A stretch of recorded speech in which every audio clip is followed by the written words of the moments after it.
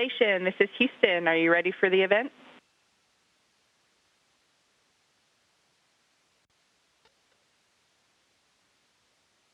Houston, we are ready. European Space Agency, this is Mission Control Houston. Please call station for a voice check.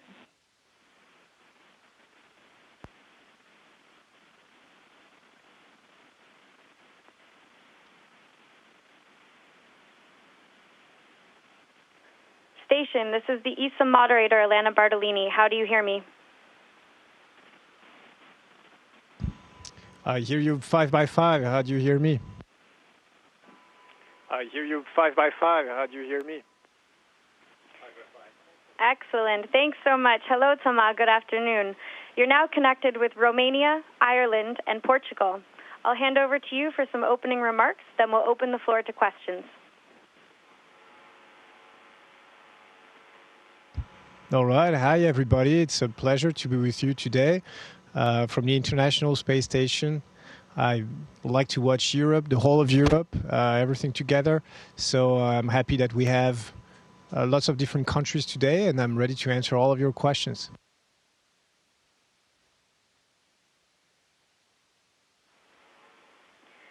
We will begin with our first two questions from Romania. Romania, please go ahead. Hello, Tom. I'm Ovidiu from Gimbolia. When we think of space, most people think of exploration.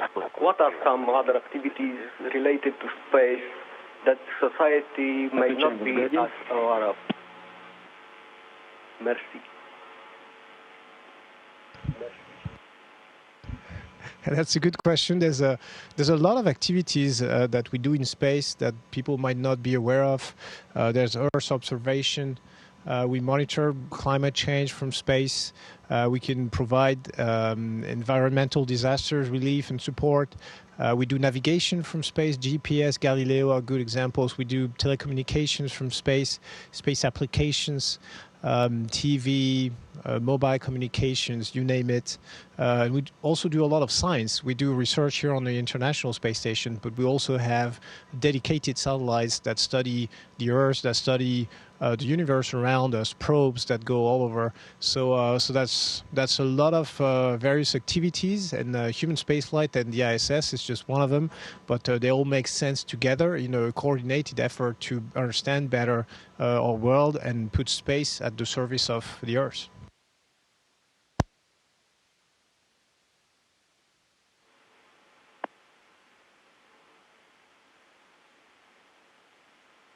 Hi, Thomas. I'm Valentina Matei from Dacia School Oradea. My question is, what kind of research are you conducting during the Proxima mission that could contribute to new technologies to be used in our daily life? Thank you. That's a good question. We have lots of technology demonstrations. Maybe one of them is called MATIS. It tests new surfaces that prevents the proliferation of bacteria. It's going to be very helpful for us on the ISS, but it could also be used on the ground in hospitals, in a clinical environment, or in transportation hubs like airports, the underground, things like this. We have Aquapad. It's a new way of testing water for coliform bacteria and microbial life. It's much faster than we used to do before, and it could be used in countries where access to clean water is sometimes problematic. So that's only two of the examples, but there's many of the experiments that we're performing here that look at new technology, because that's what we're trying to do. We're trying to create new technology that's going to benefit the Earth.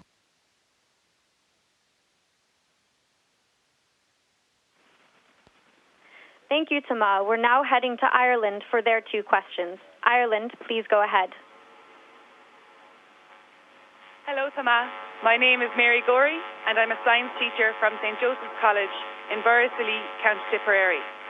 Our question is, how long does it take for the research, experiments, and new findings done on board the ISS to be used in technologies and medicine here on Earth? It's a good question. It's I mean, it depends. For some of the experiments, for especially technology demonstration, it's very quick. At the end of the mission, you've proven that the technology was suitable for space or for some other applications on the ground. For some more complex human research, it takes longer, but that's not only true on board the ISS, it's true everywhere for every kind of scientific research. For example, human research, we need a lot of subjects, and there's only a limited number of people who fly to space every year. So, for example, the Space Headaches experiment from ESA looking at headaches and how to help prevent them needs 24 subjects, so that's a few years of data collection, data gathering, then analysis, and then only publishing and getting the results. So we're working on that. We're trying to make that cycle between the idea and the result as short as possible, but it's still going to be a few years because that's the nature of scientific research, unfortunately.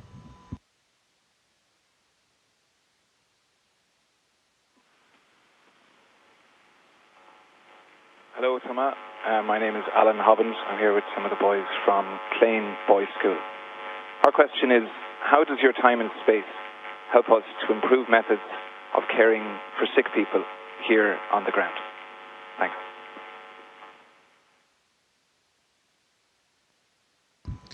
So there's a whole section of the research we do on ISS, which is human research. So clearly, the goal here is to help improve what's existing on Earth and then make new discoveries.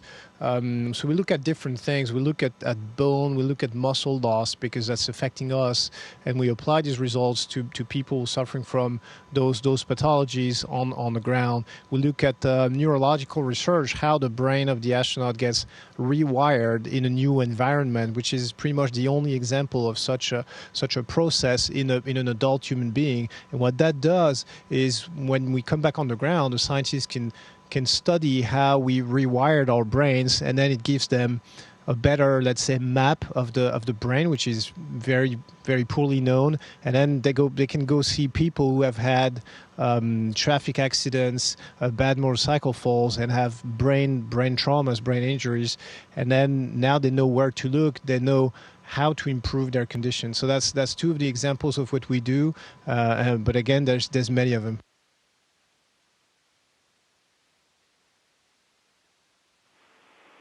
Thank you, Thomas. And now we switch to Portugal for their two questions. Portugal, please go ahead.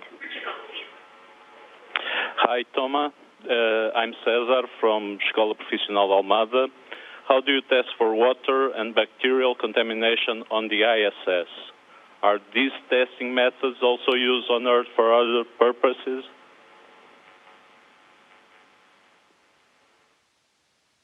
How do we test for water? So we have a process, an existing process. We sampled our water system here on board the ISS, and we have a microbial detection kit. It's going to take 45 hours of incubation to test for coliform bacteria and for other microbial life. We have some different bags, different items that we test, different chemical substances that we test the water with. Again, on that Proxima mission, we're testing a new way of doing this, much faster. It's only going to be a few minutes to inject the water in a very tiny sample holder, and then you incubate and you get the result right away. And the idea is it's not only going to save us time here and make our life simpler on board the ISS, but it's also going to be used in countries where sometimes after a disaster, the access to clean water is problematic.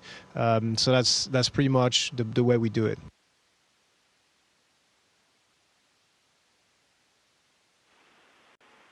We will now switch back to Romania for one question. Romania, go ahead. Hello, Thomas. I'm Nicoleta from high school from Petrila.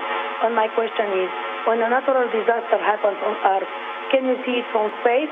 Is there a way that you or ESA can send a warning back to Earth?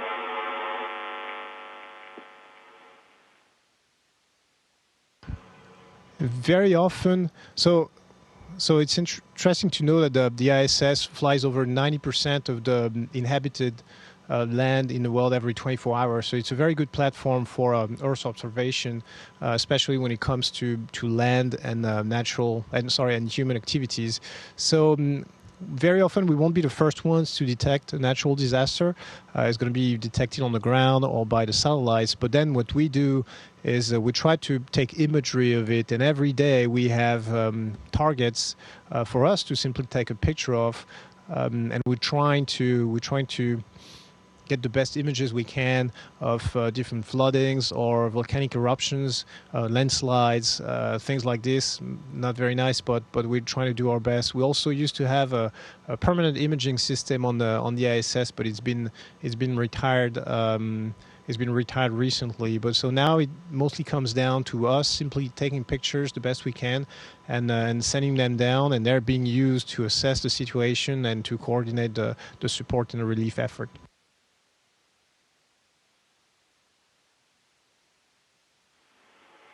Thank you, Thomas. We will now head to Ireland for one question. Ireland, go ahead. Hello, Thomas.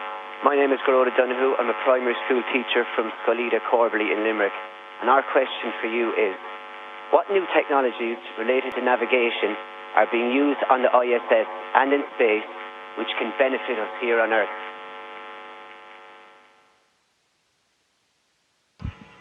So navigation is a big deal for us. It's a big deal on Earth as well. There's several different systems. One that we use all the time permanently on the ISS and people forget about it. It's called Vessel ID. So it helps tracking ships, ships at large at sea. Because there's very few ways for them to communicate between one another and to coordinate and to exchange information. There's no global monitoring system, so we're trying to provide this, and it can help ships avoid themselves, don't go on a collision course or exchange information. So that's one navigation system that the ISS provides for ships on Earth, and that's being used every day. Now, as far as the navigation system we use, now we use a lot of relative GPS in space for visiting vehicles to approach and dock and fly information very precisely with the ISS. And that's one technology that hasn't been used too much on Earth, but is now being used for aircraft navigation as well, with initiatives like EGNOS and more precise approach patterns for aircrafts on the ground. So that's also one way that the ISS research and technology helps providing better conditions on Earth.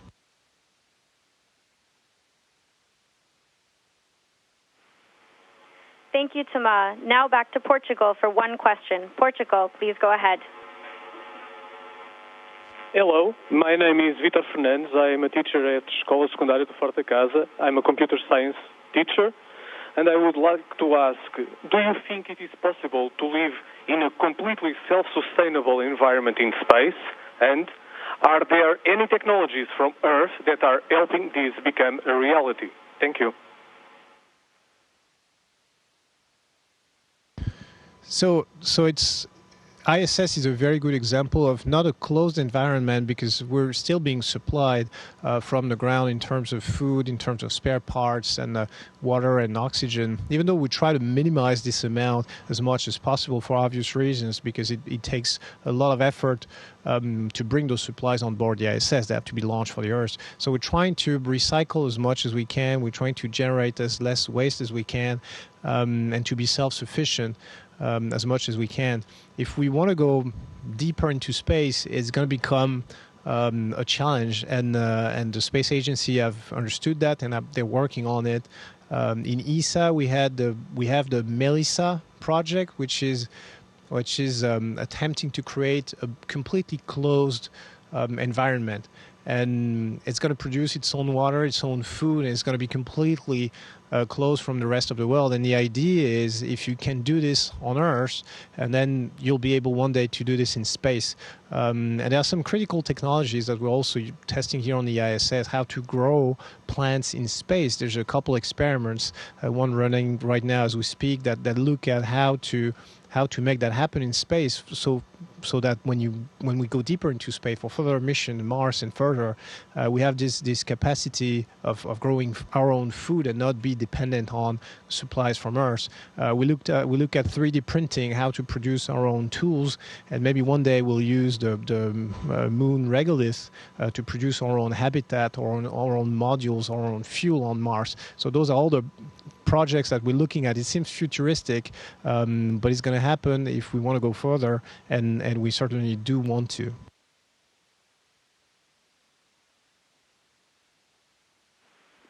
Thank you, Toma. Let's head back to Romania for one question. Romania, please go ahead. My name is Octavian. I'm primary teacher. What do you think in one of the most significant discoveries or invention for society created from research carried out in space, and in particular on the ISS? Merci beaucoup.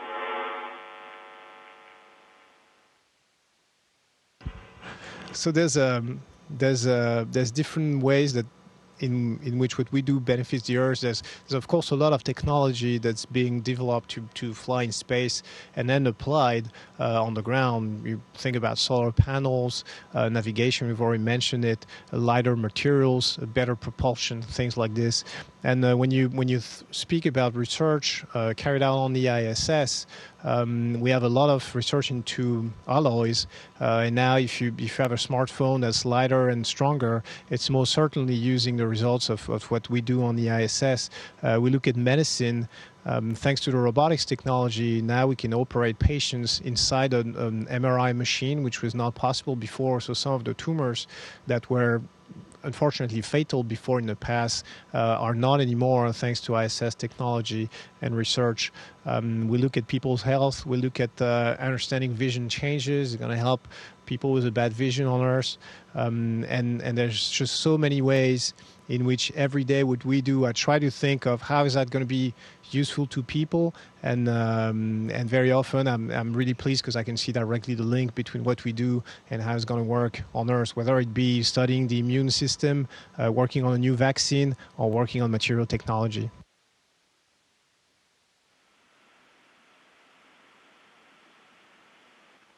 Thank you, Toma. We now head to Ireland for one question. Ireland, go ahead.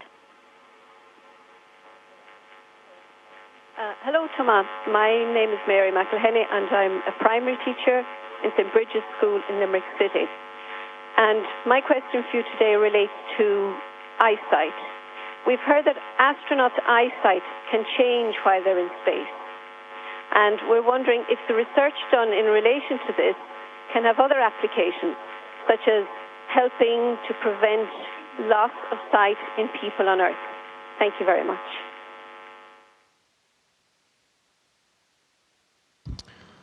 Yeah, we have actually a huge study that we're carrying out right now. I took part yesterday. I'm going to take part tomorrow as well. It's called Fluid Shift. It looks at vision changes related to human spaceflight in astronauts, because some of us experience a vision change during their spaceflight and sometimes after. So it's a huge deal for us. We're looking at it very closely.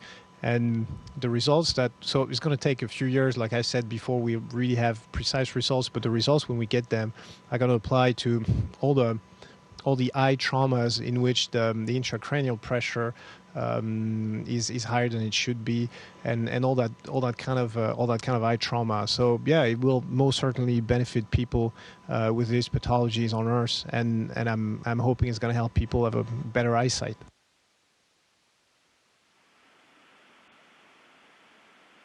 Thank you very much for your time, Toma. Unfortunately, we have no more time for questions, so I'll give you a chance to say goodbye to Romania, Ireland, to Portugal, and to those following online. Yes, it was a pleasure to be with all of you again across the whole of Europe from the International Space Station. And I'm particularly pleased that this event took place with teachers and students. It's actually studying hard at school that got me here, so I can only encourage the people, and especially the students and the kids, to follow their dreams and to believe in themselves and to study hard at school. School is not here to be in the way of anything. It's not here to bother you, to prevent you from doing what you like to do. It's here to help you. It's here to help you reach your goals. It's here to help you achieve your dreams. That's what worked for me, so I'm sure it can work for you.